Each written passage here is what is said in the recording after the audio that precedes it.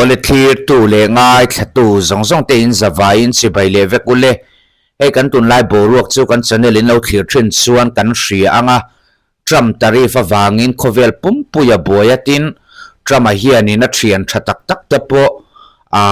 aram thian tha te po ni sela achi awang hian melma at siam zo zel maya ichoni India le Russia hi chu kanin kar thareng thina China lampang hianin Trump laka USA laka lung oil ho hi akho mat hian India le China te po kanin kar that pha ta ema Trump hi then khat phei choni na tar ado to ni lo mo heti vaka akho sakle ti te pon omatin khovel room thai tur zong in kan tima yang chu indo thei reng turang khanin asipai te kha fuih reng bokani he kan putra mai hi aboi thla khop mai India tam phei chuanin chia hi ala sang don sia aboi thla kani ti chon India po atlom du big lowa kan video masalama khanin kan soi towa Putin khanin Trump USA lamte chu aron vo vea India le China thlawang te poron hau ve ani ti chon hei tum video chuanin pumodian India rama thilman chitin reng hi aron ti niam dona chungte chu kan thliranga India le US in kartele China le North Korea chungchang te kan thlir ho don ani ole kan kal thui main online games le entertainment platform most play hi lo melret vero le tuna hem Bengali superstar Kauseni Mukherjee pona represent mekani voina most play hi download la tisonin unlock 200 welcome credit ti idong dona ni tisun Facebook lama feedback hi share chun zani zali hi reward tan kickstart journey nan idong theih ani tisunin FC in register chun reward hi engtik live po in itlem theih dona ni bank account e tanga a secure emaw UPI le bank transfer mangte in lo alak theih ani itrian invite kanin exclusive reward oma I birthday ya kan sang ni gift don theina chan sinei ani so most play in register a member ni kan 15% monthly commission ombok ani download link hi comment section lama kan pinne ichuanin heya masabira thilman India rama atlom dona hei kanan chiarange thilman atlom don Modi sarkar BJP sarkar chu mi vantlang le mi har sa jok mamo sang thilman atitlom done hey hi voina India Finance Minister Nirmala chon GST reform ti in apuangani September ni somni pani sang ni somni panga atrangin ankalpui tranang thilman tlom tur langsar tlang puite bike le scooty 350cc nuailam car 1200cc nuailam spices chome bolo coffee footwear and clothing pay kokle thomno kansar damdoi le nan nakhir big damdoi leile na motor tractor bong nute le akai noi dairy products theih pro dry fridge TV le air conditioner cement chocolate namkin hasiai le sabon mulme na noi chi zirlai no pangmamo electric bungro thren khat etiang ho hi aron tlo mani chona lomom don khometin hei 350 nuailam cc bike scooty 125 angchi manaron tlo mani chuan GST anlat niamani chuanin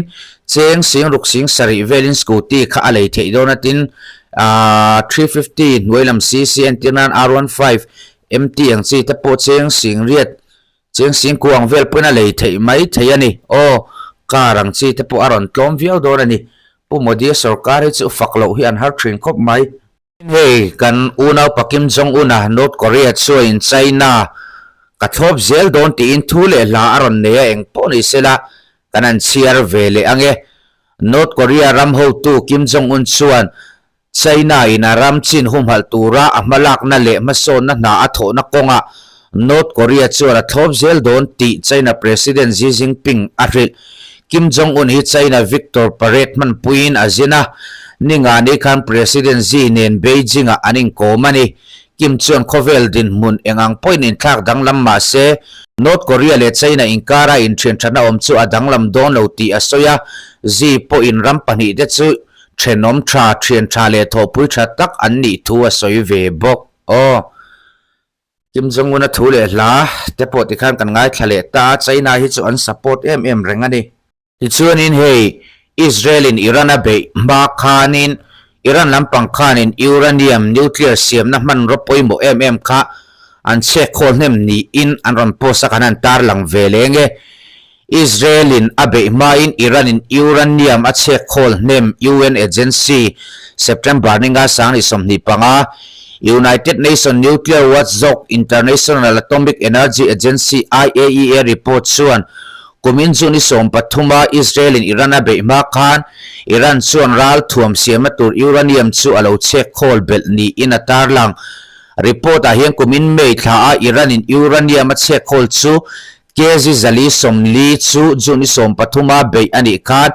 kezi som thum pani chuangin alo nei bel man ani ati report agency in mei ni som pasari sang ni som ni pangale juni som pani sang ni som ni panga inkara Iran atanga information alak be chana siamani ti atar lang bok uranium che khol te hiral thuam siam na tura pe thuak to 19% level velani ti atar lang bok Israel US in June tha a Iran ral thuam siam na mun an bom te en dik turin Iran le IAEA hian in remna an la siam thailo ti an soi bokani in beina athen nuwa Iran in en dik apal sak om chun chu Busir nuclear power plant so ni in hi Russia puina manga a en kolani thatum don nuwa po Iran hian aral thuam dana munti en dik apal saklo chu thilpoi tak le ngai ven zui ngai tak ni in an soi o hei chu in hial thei takania putrama ero kha a konfi viawani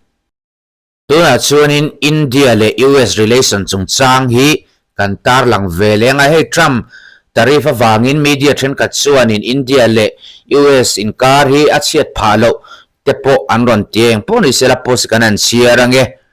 US India relation modi nen hian thian thatak kan ni reng lungkham tu reng ma a omlo Donald Trump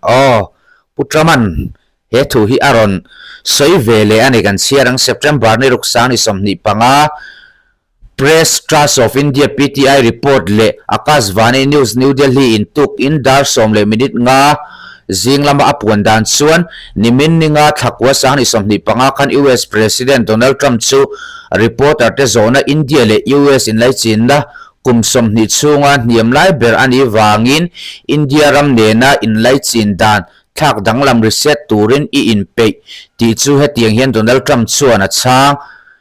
Narendra Modi nen hian thian tha kan ni rengang Prime Minister ro pui takani aro pui tuna athil ti dan ero ka du lo India le United States in lai chin na hi atra special relationship reng khamba han eng hel tur thil a om san palo tuna hian kanin kar boruak eng thil emaw om veya hetiang hi ni ma seram pani te in lai chin na hian engma lungkham tura om lo ti ni min zir top ni tlai khan Oval Office asoi zel na Mr. Trump chuan India ramin oil tam tak Russia ram atangin a lei chu beidon thak takani he hi India po hian lo hrenon le turing ka cha ngalani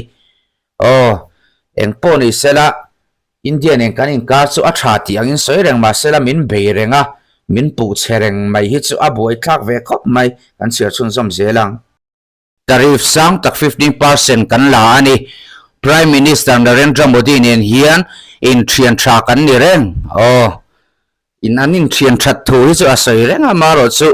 India laka aril ruput thi adiksi lawa boi thak ani Modi hi aro pui thani thum kalta khan heta hian alo kalkha ti thu hi social media lama Donald Trump thuda